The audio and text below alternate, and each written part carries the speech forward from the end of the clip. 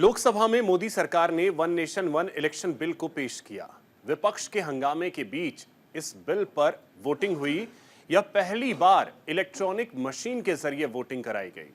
Voting के बाद विधेयक को स्वीकार कर लिया गया।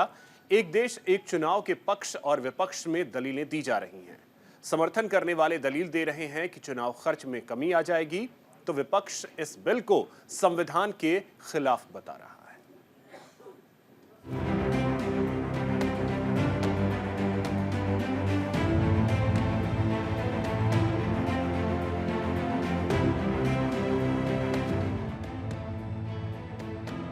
वो जो मेरे सामने मुश्किलों का अंबार है, उसी से मेरे हौसलों की मीनार है।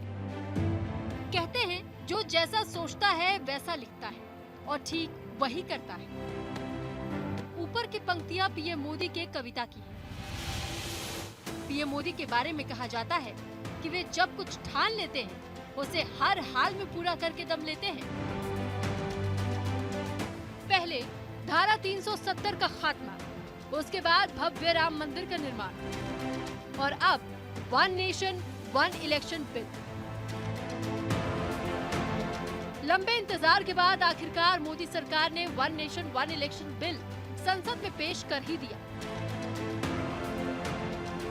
दोपहर 12:05 पर जब अर्जुन राम मेघवाल ने लोकसभा में बिल को पेश किया, I beg to move for leave to introduce the Constitution 129th Amendment Bill 2024 further to amend the Constitution of India।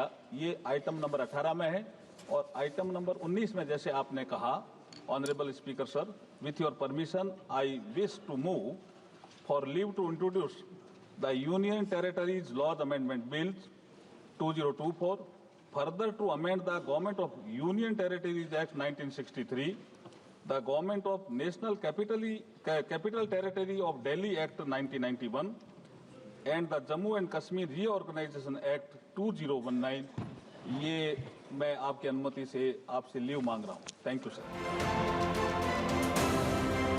Bill के जरिए कानून मंत्री ने लोकसभा में संविधान विधेयक 129वां संशोधन और केंद्र शासित प्रदेश कानून संशोधन विधेयक पेश किया। इससे पहले बिल को लेकर बीजेपी ने अपने लोकसभा सांसदों को सदन में मौजूद रहने का निर्देश दिया था। पार्टी ने बकायदा इसको लेकर 3 लाइन का व्हिप जारी किया था।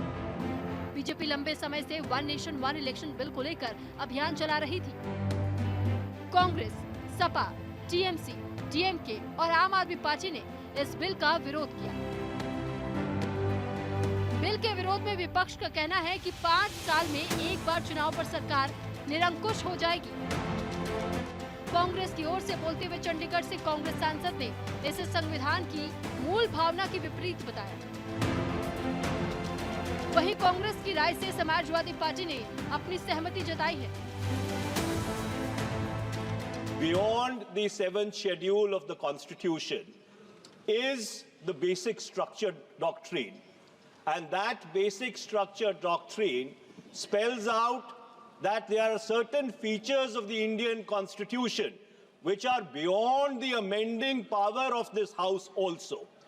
One of the essential features is federalism and the structure of our democracy.